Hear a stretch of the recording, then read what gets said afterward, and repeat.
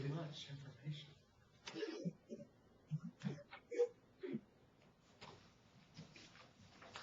Okay. Kind of tying together what we were just talking about a little bit. We were talking about examples. We talked about comparative examples. We talked about negative examples. We talked about positive examples. Those are all useful. I laid big emphasis on the positive example because I think that's got the most power. I think it's got the. Remember, we're talking about how do you clarify, how do you prove, how do you motivate, how do you do these things that need to be done, and the positive case, I think, does all of those in a good way. It's useful for all of those purposes, and does it can do it with emotion and engagement and is memorable. Well, you're going to remember the Be There story, aren't you? You're going to remember that. I could have talked to you for several minutes about how important it is to go to heaven, but putting it in story form like that is going to make it stick in your mind. And so the positive case, and to tell you the truth, most preachers use more comparative examples and negative examples than to do positive cases. And so I just want to encourage you in using the positive case. I think it is the most powerful. Now there's one more way to present examples, and let me mention it briefly. And I would call this a list. It's not a very good name for it, but it's the best I can come up with. Here you're not putting it in story form, okay? You're not trying to give it in a powerful, moving kind of story. But you say something like, you've talked about how important it is for people to tell the truth. And so you say, now what I mean by that is, your husbands, you ought to tell the truth to your wives. And parents, you ought to tell the truth to your children. Don't ever lie to your children. And teachers, don't ever lie to your students. You see the list forming here? Teachers, don't lie to your students. Students, don't ever cheat on tests. If you are a salesman, don't ever lie about your product.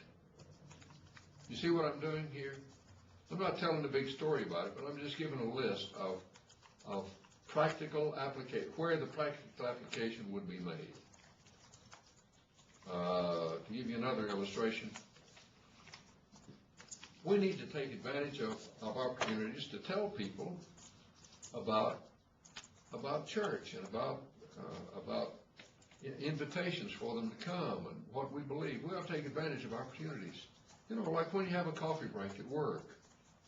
Work something in about the vacation Bible school that the church had last week, okay? When you're talking to your neighbor across the fence, tell them about what the preacher said last week. And if you're in high school, tell them about some activity that the youth group had when you're talking to your friends. You see how we're making the list? So, as a way of sort of speaking to the practical, and you don't have a long story that you want to tell, or that maybe you don't have a story, or you just want to hit several opportunities to apply this lesson, then you can kind of make a list like that, and that would be a way of using examples. What about making lists and making them all scripture? That might be a different topic, or maybe. Tell me what you mean by that. A lot of times, one of the more powerful things that Lewis does is he'll list about 10 verses and it says this and this, and it says this and this, and it says, and everybody's gradually getting the impact of what he's trying to say. Sure, okay. So the Bible teaches that we ought to be honest, and it says that in this verse, and this verse, and this verse. And sure, okay, yeah, that's fine. Yeah, that would work. So These are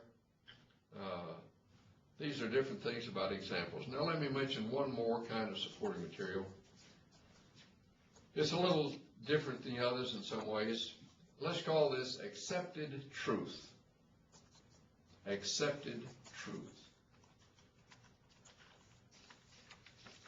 Many times, often we're not aware of this, we use accepted truth as a way of making a point.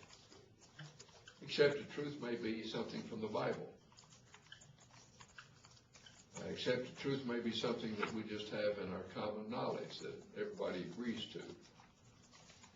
Jesus used this method when he said, for instance,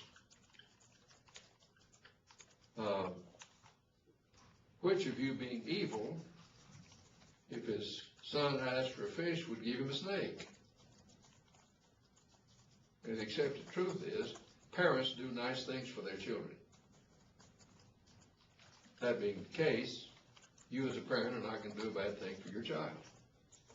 And you can build a syllogism, a logical conclusion from that, which says, what Jesus did is, if human parents do good things for their children, how much more will the Heavenly Father do good things for his children? And the minor premise is, human parents do good things for their children. Therefore, God will do even better things for his children. So Jesus used that form of logic based on an accepted truth. Parents do good things for their children.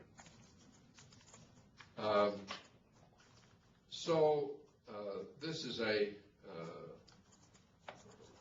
we will sometimes use accepted truths that on which to base an argument. It's better to tell the truth than tell a lie. Okay, that's a generally accepted truth, and we might build something on that. Or some statement of Scripture we might use as an accepted truth. It's more blessed to give than receive. And so we build something on. Therefore, it's better for you to do generous things for others than it is even for you to seek generosity for yourself. So, accepted truth often becomes a premise on which you build something. And so that would be the kind of support would be accepted truth. Okay, we've talked about 6 different types of supporting material. Well, I think we didn't get let's put accepted truth up here on the board.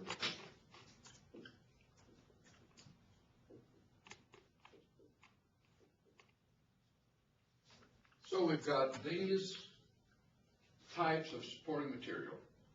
These are the things you use to clarify, interest, prove, and motivate.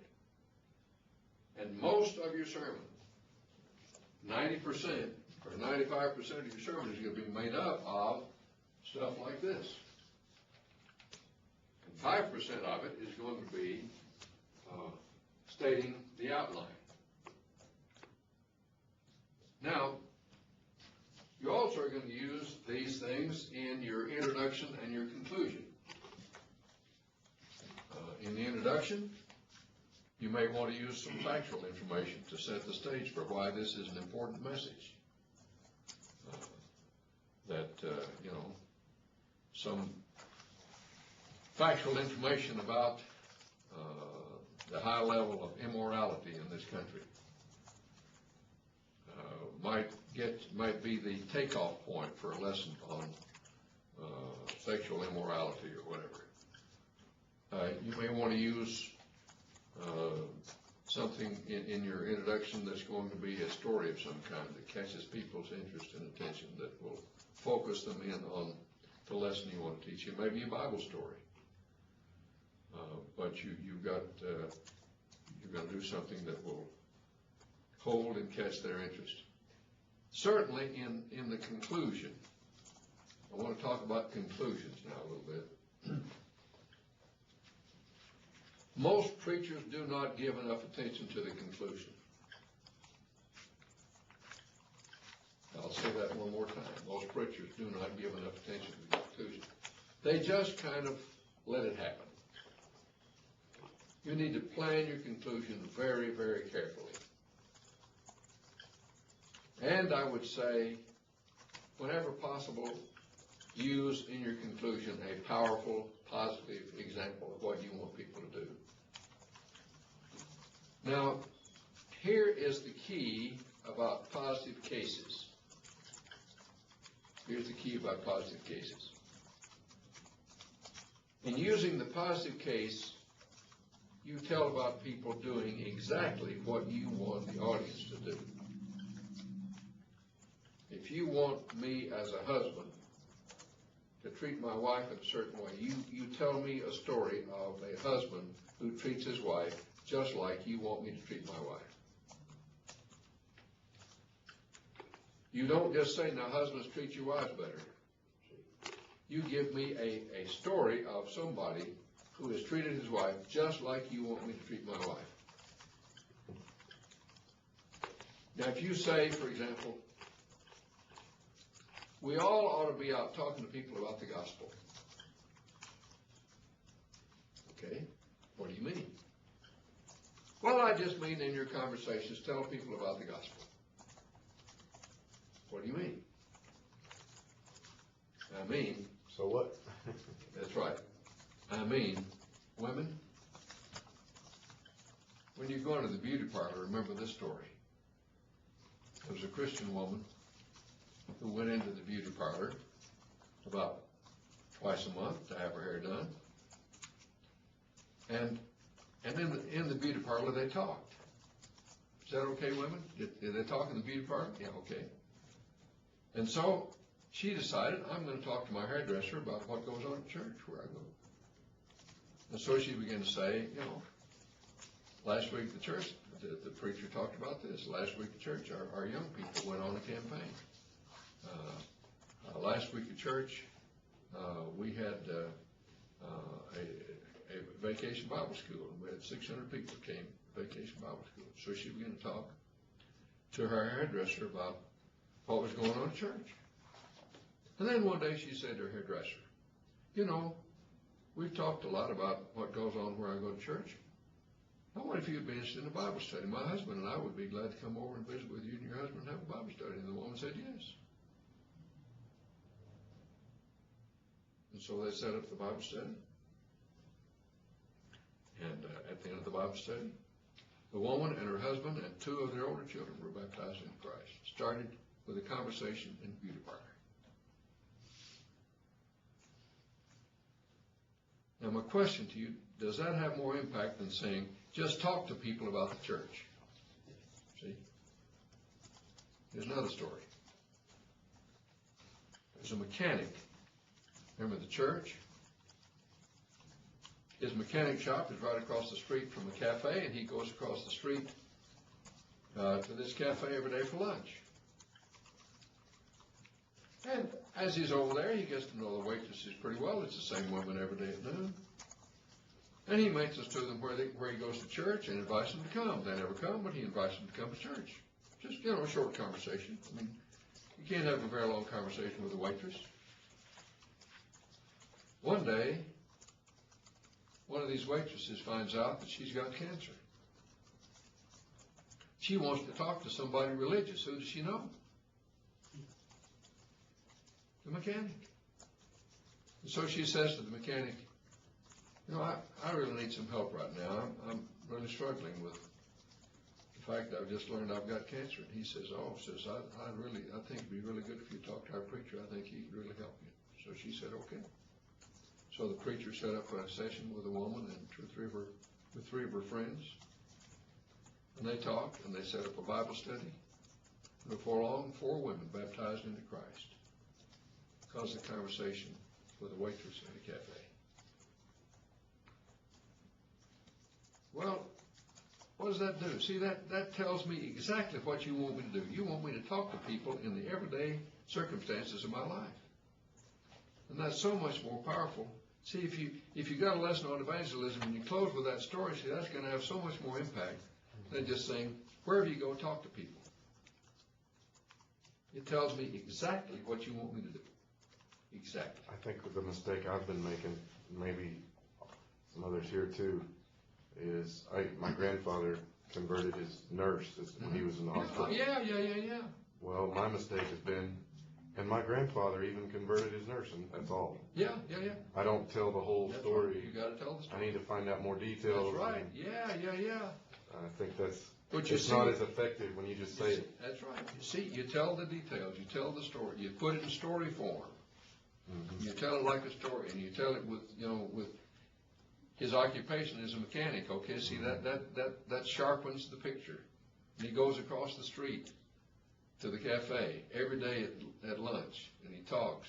And all the mechanics in the congregation look up. There you go. Yeah. I know it was its own type of sermon when we talked about it yesterday, but during your conclusion, could you use visualization and say, picture tomorrow Sure. you walk into the barber shop? And Sure. You don't have to. I mean, visualization would be good anywhere. That's your point. And that's exactly right. Of course. Think how you would feel. Tell the story in this end. I think how you would feel if I could tell your story next week. I like what you said yesterday when you said, as we stand and sing, I want you to think about three things. Yeah. That gets people's attention when you give them something to think about. So, think not only of using these supporting material things as ways of expanding on the main headings, but think of how you can use them in the introduction and conclusion. Okay, let's talk a little bit about delivery. Voice and body in delivery. What do you think are some important things? What would you say to somebody about how you use the voice and body in presenting the sermon? What are some things you think of that are important? Tone variations. Good. Variety in the voice. Not monotone. Not monotone, not the same thing. Variety in the voice. Very important. And how do you achieve that? You achieve that with variation in several ways. One is variation in pitch, up and down. One is variation in speed, faster and slower. One is variation in by pauses here and there. Decibels. Loud and soft. Now, how do you learn to do that? Well, you work on it kind of consciously in private. Deliver some of your sermon and tape it and see what it sounds like. Did it sound like you're talking like this? Now, the first thing I want to say to everybody who is here today is we're glad you're here and hope you'll come back next week. Is it monotone like that? Or, we're so glad you're here today. We want to be sure you come back next week. Variations. Pause is a powerful tool. Pause is a very powerful tool. You can pause just before a word to emphasize it. And so I say, I want to be sure you get this point because it's very, very important. See the pause underscored by just pausing just in front of the word. Or I can pause at the end of something to let it sink in. So it's very important that you learn how to use the pause effectively. You feel the pause? Don't ever underestimate the power of the pause. Sometimes you emphasize by getting louder. Sometimes you emphasize by getting softer. It's change that gives the emphasis. I won't do this because it's a little awkward, but suppose I had Manny stand up and everybody else sit down. Who is emphasized? Man, if I had man is sit down and everybody else stand up who is emphasized. Now, you see, it's the difference. So it's not just louder that emphasizes, it's change. You get louder when you've been soft, then the change emphasizes. If you've been a little louder and you get soft, the softness emphasizes. So you want to work for variation, and it must sound natural. There are people who develop a kind of a preacher pattern that, it's not, may have been effective at one time, but certainly isn't now. Maybe they worked on it too hard, maybe. Yeah, maybe, I guess so. Anyway, they developed a certain preacher tone, and everything fits into this same pattern. Just in their prayers. Yeah, in their prayers. Some of them have a prayer voice, don't they? So, it needs to appear natural. Now, it's not going to be totally natural because you're going to have to speak more loudly and do some other things. But you want to give a sense of naturalness about it. To be able to speak away from the podium if you don't have the wireless mics, is it okay then to raise your voice so that you don't have to stick with Yeah, the you can. If the audience is not too big, you can do that. It's a little, the audience is a little uncomfortable with your fading in and out, if it does that. But the moving around, you have to kind of judge your moving around with your volume, and they kind of have to match. That's true. And I think if you have a pulpit like ours is bigger than that one, then you have to really and work on these that you're saying. That's right. Or use your voice. If you can't move around, you have to really use the voice. It makes it more dependent upon the voice. That's right. Now, it's interesting what the voice can do. The voice can give such subtle shades of meaning. An old example is 3 words. What a woman. What a woman. A young man who is deeply in love says, what a woman. The man who's been married for several years and is not too happy with his wife says, what a woman. And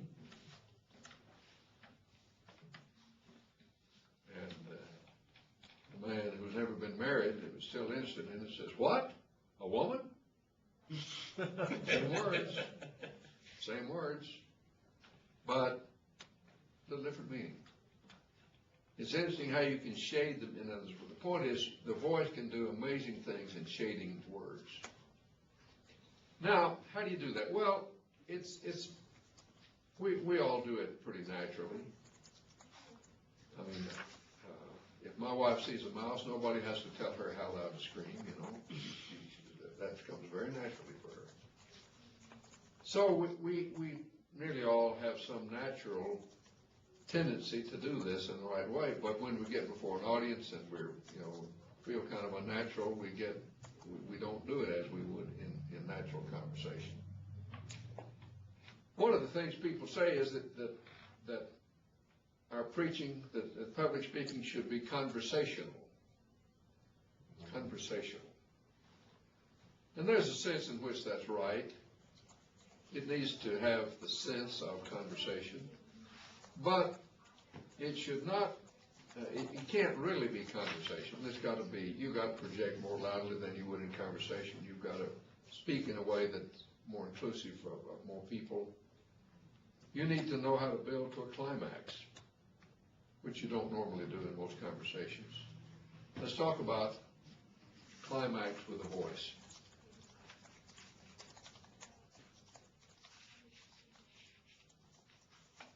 Normally when we start a sermon, we are fairly relaxed, fairly low-key, not so much volume, not very fast. We kind of start off with a kind of at a low plateau. And then as we begin to go, we build, and we get a little more excited, and we speak a little more loudly, a little more rapidly. And so we begin to build to a climax. And then maybe after we've built to this first climax, we relax it a little bit and we fall back. And then we begin to build again as we start at point one. We built to a climax with our introduction, and then maybe we fall back a little and we start back with point one.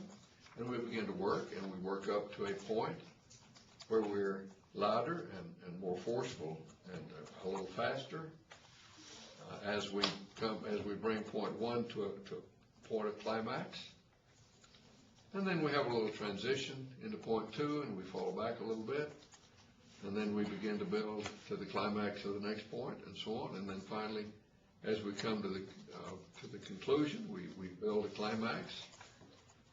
So the sermon looks kind of like the stock market. You know, you come up here and it falls back. You come up here and it falls back. You come up here, and so you have these points of build, and then relief, and then build, and then relief. And so it's pretty good as you look at your outline, as you're developing the strategy for the sermon, is to say, where are the places where I want to speak in the most climactic way? How am I going to say, what words am I going to use at the climax of the introduction?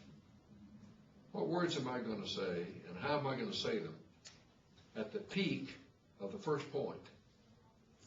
How am I going to build this to a good, strong point as I conclude point two? How am I going to how am I going to work the climax in the conclusion so that what I'm saying and the way in which I'm saying it comes through with a strong force? So you strategize not only about the structure of the sermon, you strategize about how you're going to shape each point, and then you talk about how am I going to shape each point, not only in the content, but in the use of the voice. So think about all that as you're planning your sermon.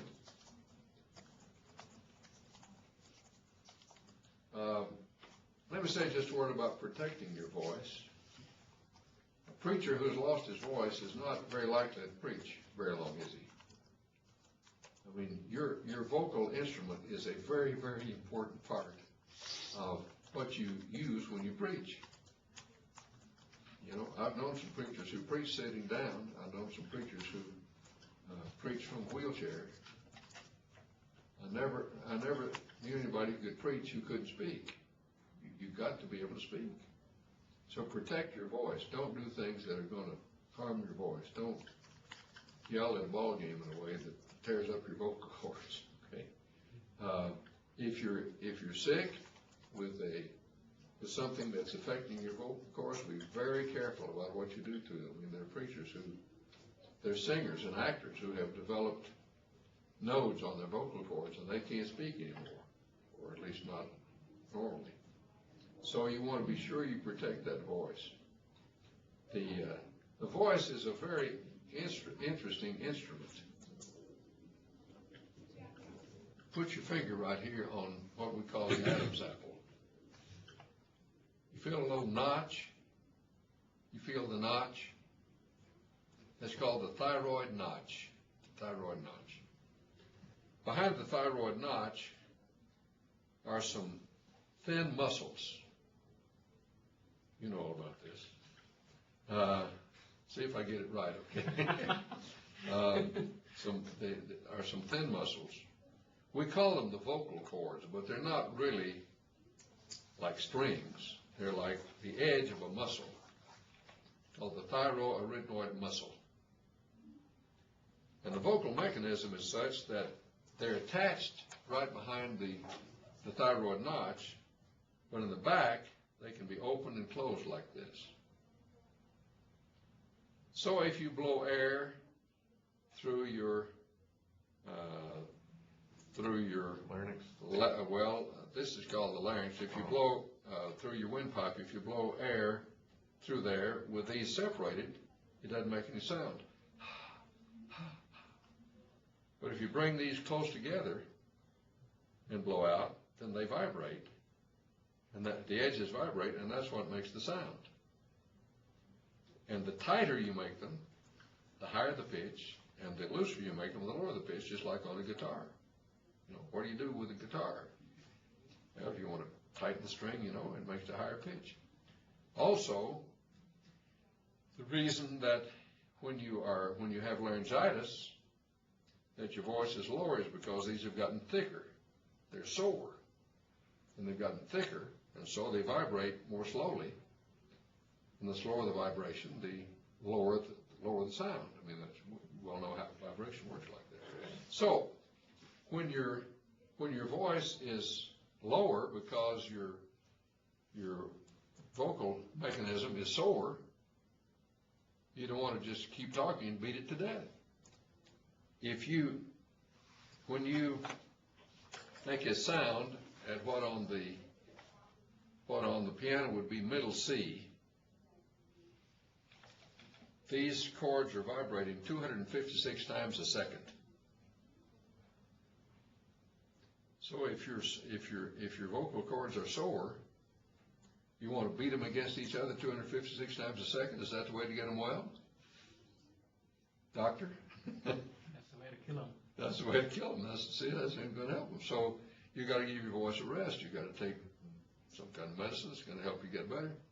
But you don't want to fool around with harming your voice. That's a very dangerous thing. As you get older, what happens to them? Well, your voice gets lower usually because my voice, when I was in high school, I sang tenor, but I don't anymore. Yeah. So your voice tends to get lower because these get a little less tension in them, and so your voice gets a little lower. So my point is, take care of your voice. It's very important to you, and learn how to use it well. And one of the best things you can do in learning to improve in the use of your voice is to record audio or video and listen to yourself, or have somebody listen with you. And know, am I using pauses? Am I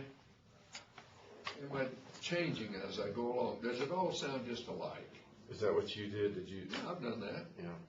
I've never videoed myself. I'd like to try that. Do you get to a point where your voice stops hurting when you're preaching?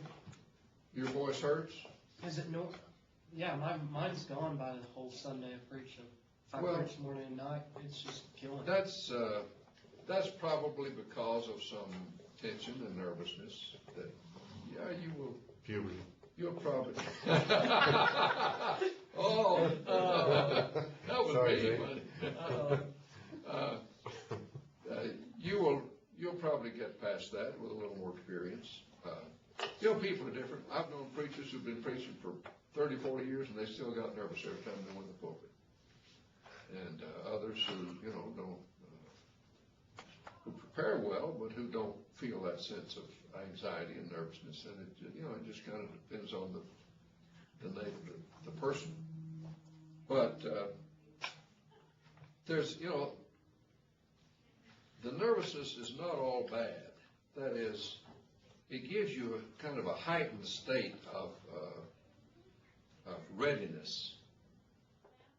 The glands function in interesting ways. When you get scared, you can run faster. Why, doctor? Why can you run faster when you get scared? Adrenaline. Yeah, you get adrenaline. You get a dose of adrenaline. Fight, flight. That's right, and that prepares you for what sometimes you need when you are afraid. You need to run faster or fight harder or something.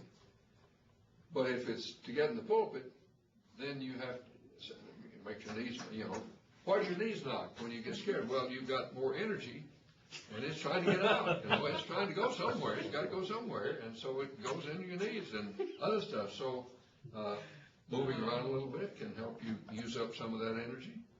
But part of that is helpful in giving you a little heightened sense of alertness. And so a little bit of nervousness is not all bad, because it gets you kind of ready for the moment. But if it's enough that you are shaking or whatever, then you need to do something when you get up there that will kind of move around and get you going a little bit. You know, if you just grab that pulpit and stand there, you know, and try to stop from shaking, you're not going to stop. You need to get some movement that'll let you work a little bit off. Okay, we've been talking about the voice, mainly the use of the voice. Let's talk a little bit about the body. How do we use the body in preaching?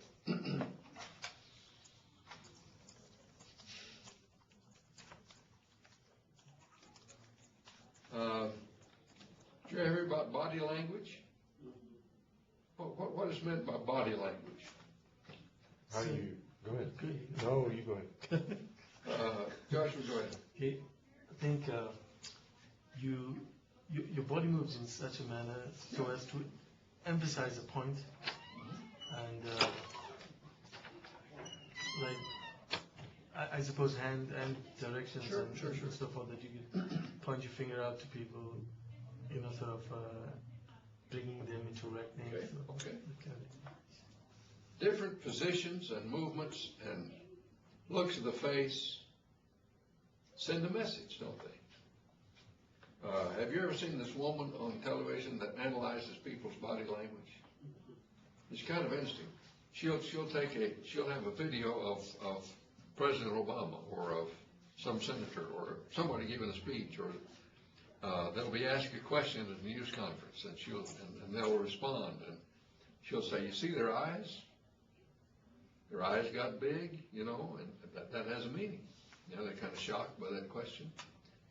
And if they move their heads in certain ways, it means they know they're not quite telling the truth, you know. And I mean, she's got all this stuff worked out about body language, and it's probably true.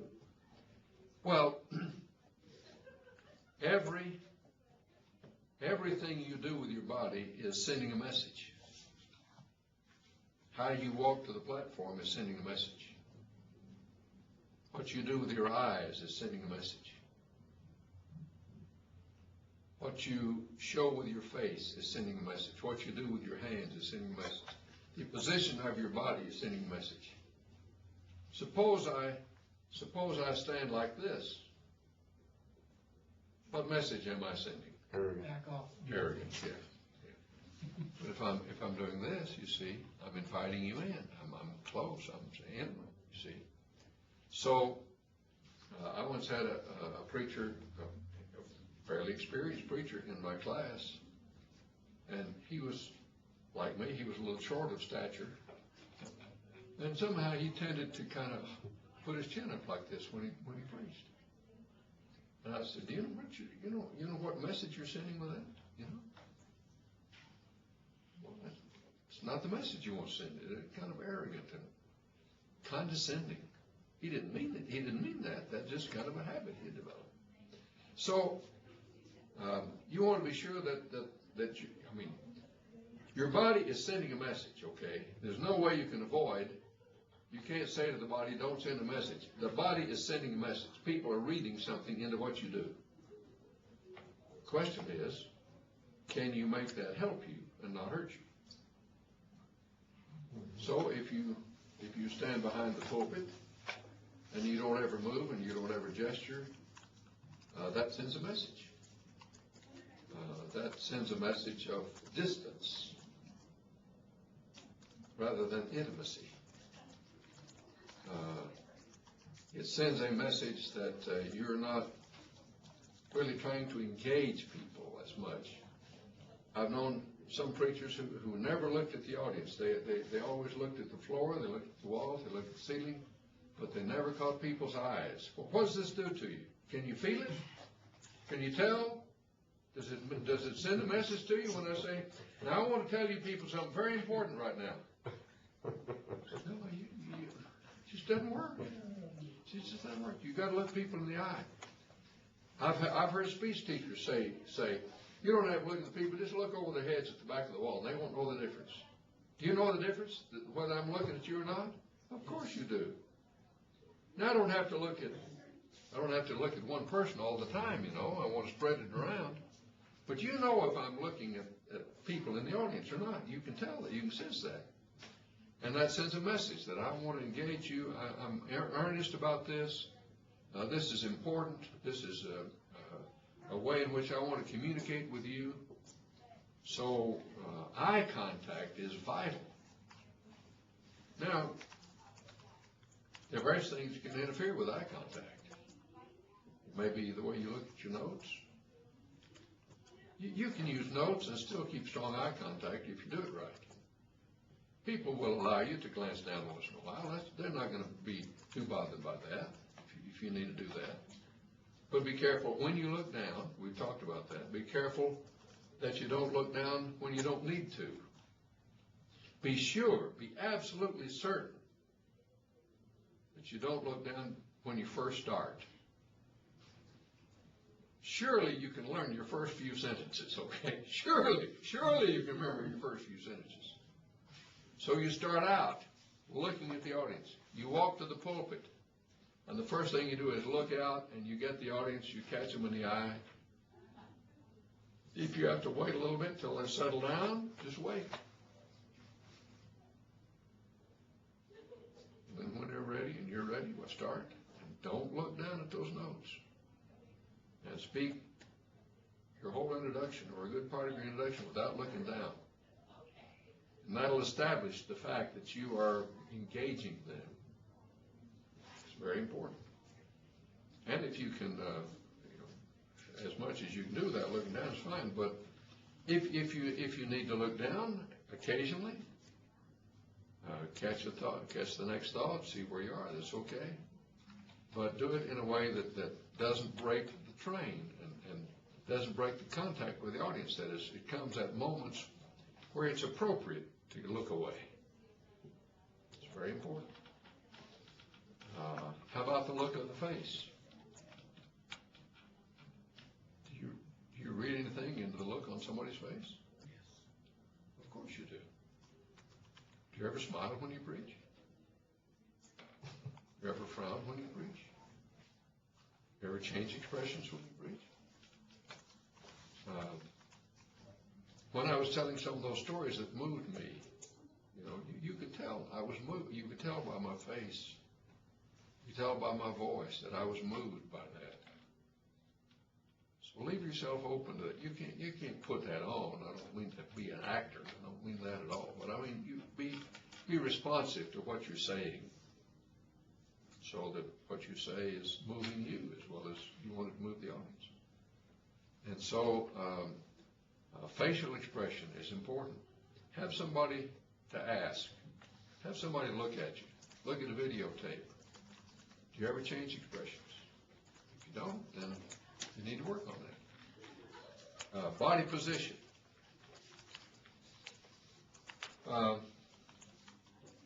It's better to stand. When you're standing, it's better not to stand with your feet straight across with each other. That's not a very stable position. It's hard to find stability there. Like how does the boxer stand? See, he gets one foot in front of the other like this. That's more stable. So usually you'll stand, with one foot a little in front of the other. It'll give you more stability and keep you from rocking around unnecessarily, things like that. If you're going to move with some grace. If I'm going to move this way, it's better if I start with this foot than if I start with this foot. See, if I start with this foot, I got to cross over. See, that calls a lot of attention to it. So when I want to go that way, I start over here.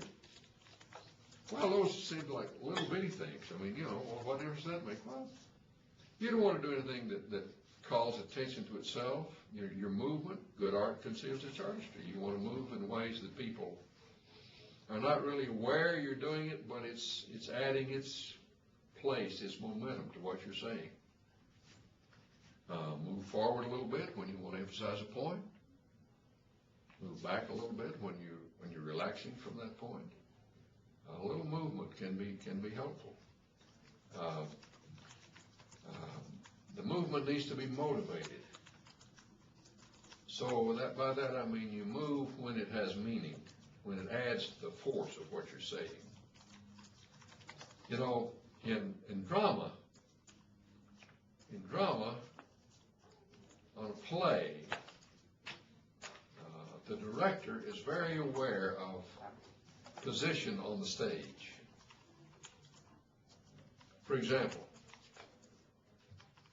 there's a certain meaning when the actor stands full face to the audience like this. It means something else when he turns part of the way away. If he turns with the back of the audience, that means something else.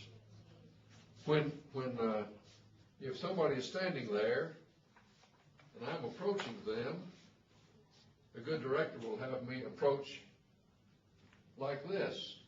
So that when I get there, I'm not all side of the audience, I'm partially face forward to the audience so that the audience can see my face. I mean, what I'm trying to say to you is there's lots of subtlety to the body language. You need to be aware of it. Watch preachers, study this. Make it something that you can be, that you can utilize on your behalf. So, that's important. Now let's talk about hands.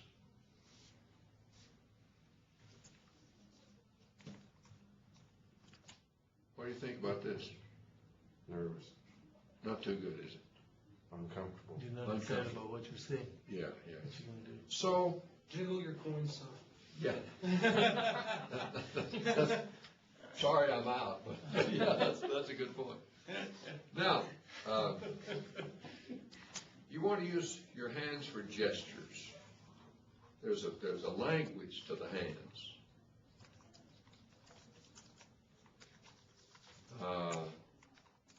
This means something. Stop. This means something. This means something. That means something. I mean, the position of the hands is meaningful. Now you can use gestures for several purposes. You use gestures to emphasize. See, I'm not going to gesture on the word that I want to give emphasis to. You use gestures for emphasis. You see emphasis. Now, if you'll notice, the gesture has, huh? You said if you'll notice. That's right, if you'll notice. The gesture has certain motions to it. There's kind of the approach, the stroke, and the return. So I use gestures for emphasis. See the approach, the stroke, and the return. And the timing on that's got to be right, see? You want to use gestures for emphasis. Well, obviously I missed my timing. You want to use gestures for emphasis. See, that doesn't work. So you got to get the timing right. There are a lot of comedy routines of where people don't gesture the right way.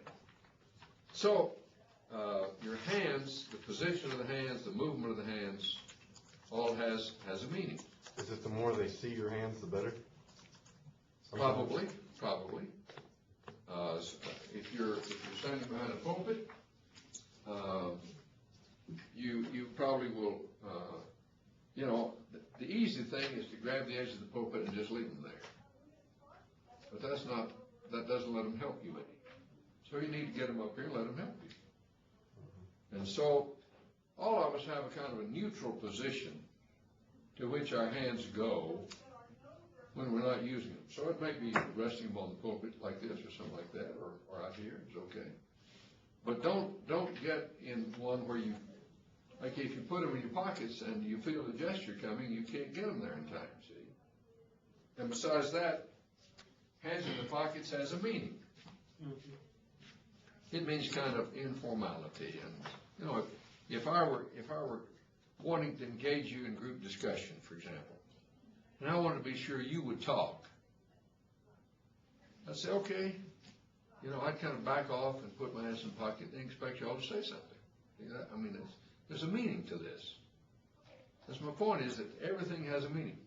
So, hands in the pocket suggests an informality, a kind of a distance that you probably are not wanting to show. So that's probably not a good thing to put your hands in your pockets when you preach. It feels awkward, but you can just let them hang at your sides, and that's okay. I mean, the audience feels fine about that. You don't, but the audience does. It's all, I would avoid standing like this. People want to mock preachers. They say, yes, brother holier than thou, so. Or doing your glasses. Yeah, all these things you can do to call attention. See, the thing is, you want to use your hands and your face and your body in ways that don't call attention to themselves, but are naturally a part of what you're saying. That's the key. That's what you're working for. And it's easy to get into little habits that become distracting to people that you probably aren't aware that you're doing. And it really begins to bug people because they start counting. How many times did you do that? And they get off of the subject because you've done it so many times. Voiced pauses are another problem. Yeah. Talking about the gesturing. Okay. Some preachers kind of use hold their Bibles in one hand and just use one hand, kind of handicap-like movement. Yeah.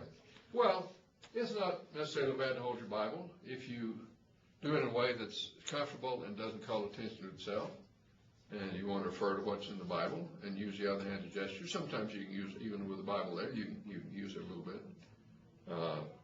So that's not too bad if you want to do that. I was going to say something about... With your preacher at your congregation, since he doesn't use the lectern?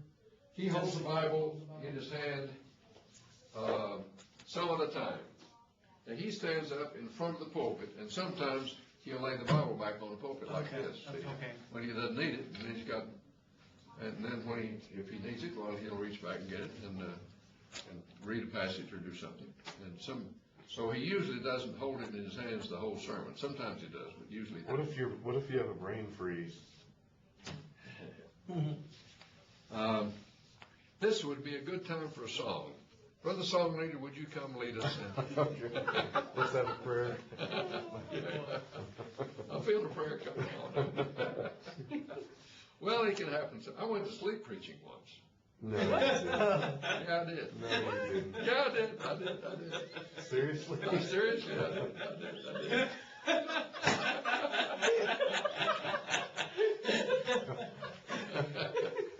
I've been missing a lot of sleep. I've been staying up late. I was preaching in a little town in Oklahoma, went there every Sunday to preach. And I Grove, Oklahoma, I remember very well. And so I had this moment, when you're driving and suddenly you say, I don't know what town I've been through. I don't know. Somehow I kept the car on the road, but You're in the headlights. And so all of a sudden I had that moment. I didn't know where I was in the sermon. I kind of came to, and I didn't know where I was. I just picked up somewhere and went over.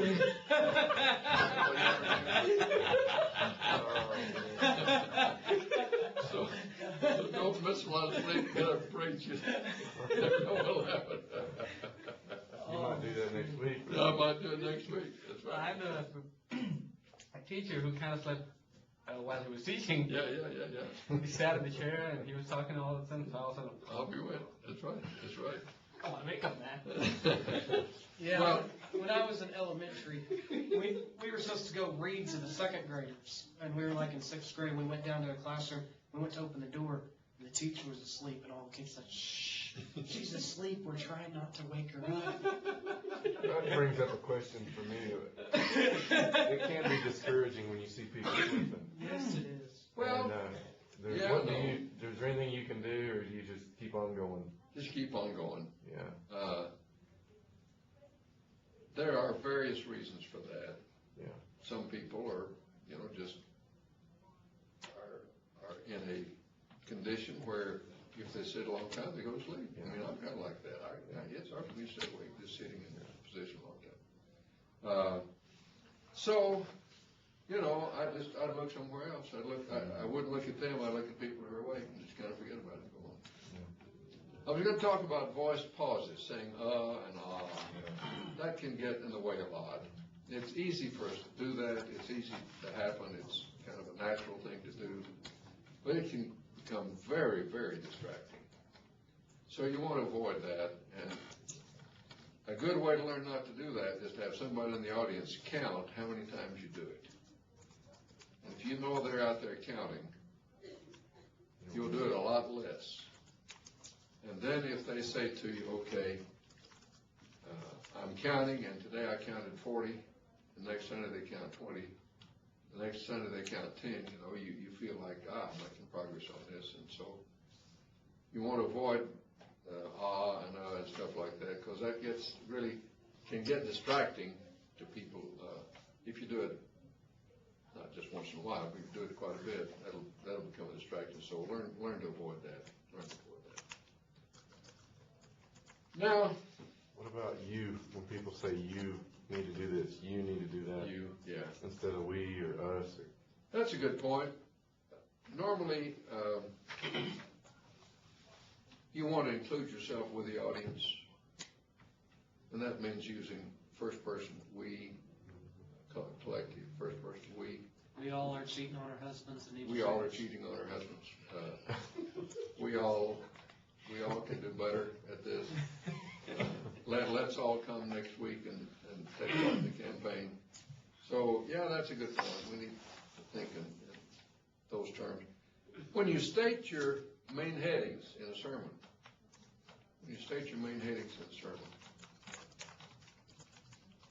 if you can state them in ways that suggest what you want people to do.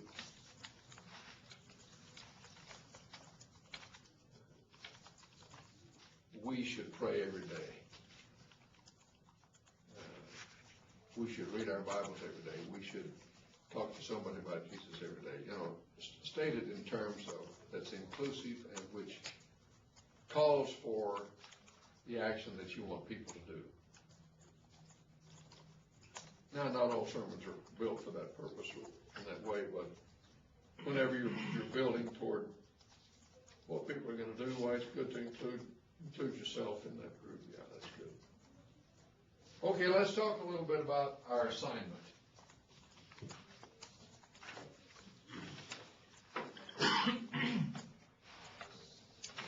For Friday, tomorrow we're going to talk about motivation and visuals in preaching and some things like that. Then we're going to change gears and talk about teaching Bible classes. I'm going to talk with you a little bit about how to structure how to think about a class, kind of a model for developing a class, and then we're going to talk about lesson plans and some stuff like that. That's what the assignment is for this course. So we're going to talk about that some. And then on Friday, we will have our sermons, and let's shoot for 15 to 20 minute sermons on Friday. So each of you in turn will give a sermon. This will be an expository sermon. You should have an outline for it that basically follows the format of this one I gave you, so that you have an outline basically in this format. Now, I'm not asking that you write out your sermon in full. A statement on the outline may suggest what you're going to say for a whole minute, So you don't have to write it out in full.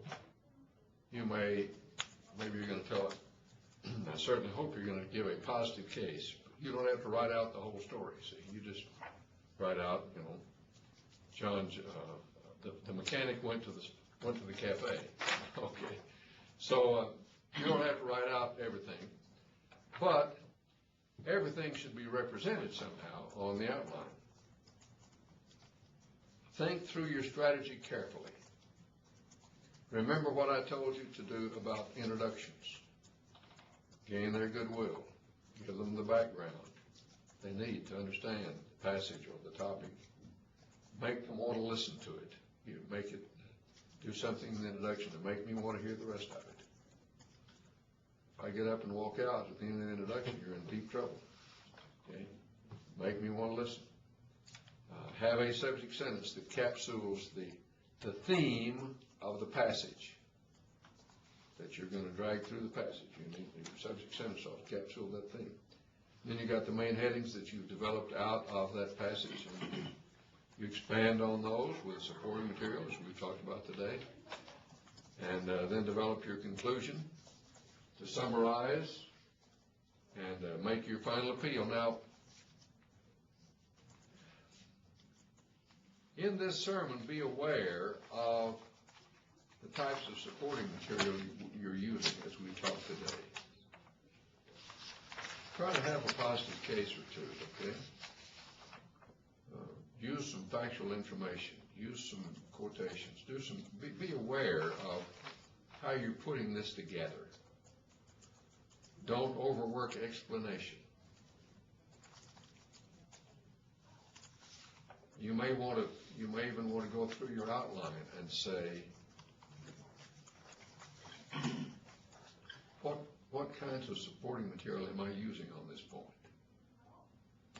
What am I using on this point? Is that what I want to use on this point? Do I need to change it? Do I need to do something else?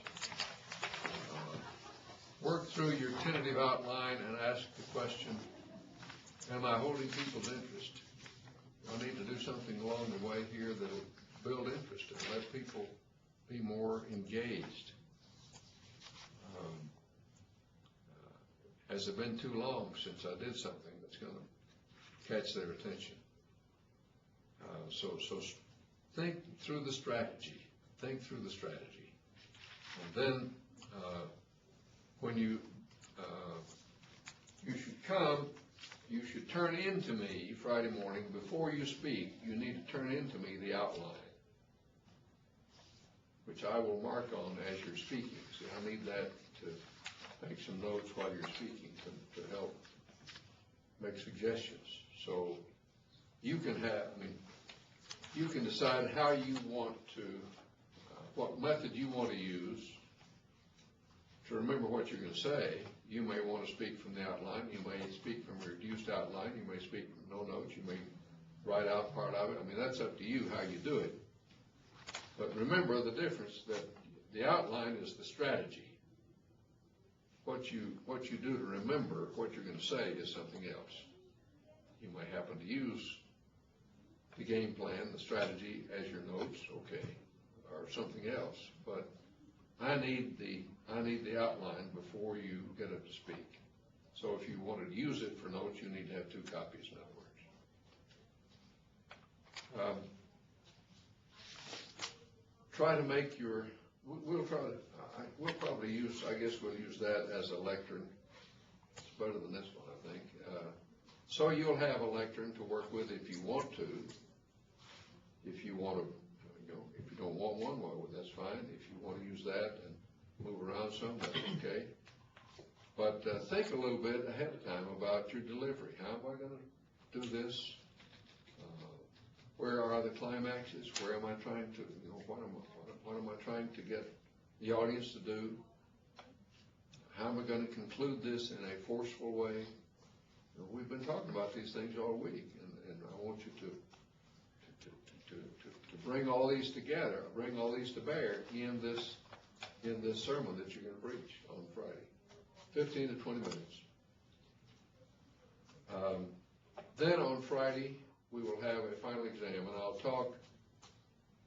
I'll spend some time tomorrow in class reviewing for the final. It will cover both what we've had about preaching and what we've had about teaching. And we'll have part of it will be given on Friday, and part of it you'll take home with you to do after you get home. Okay, anybody have any questions about that assignment? So the assignment is to preach a sermon 15 to 20 minutes in length on Friday morning. The outline that's mentioned on the syllabus here, is that the same one we're preaching Friday? Yeah. Okay. I say yes, I'm not sure what you're looking at. It says, a full expository sermon outline due the 3rd day of class. That's right. That's right. Well, it's actually going to be the morning before. Okay. So, and what subject, what topic? Any subject. Anything. Any subject. Any passage that you want to use. Remember, it should be expository. Should be expository. And you can get it from any passage you want to. So we don't have anything for tomorrow? Nothing due tomorrow. No, nothing due tomorrow. Tomorrow I will return the papers you handed in to me With lots of red ink. with lots of red ink. I didn't bring my red pencil. Okay, I'm sure you can improvise. I can probably improvise. Anybody have any questions now? Everybody okay? All right, we will see you 2 o'clock tomorrow afternoon. All right. Thank you for letting us go a little early. Yeah, that's true.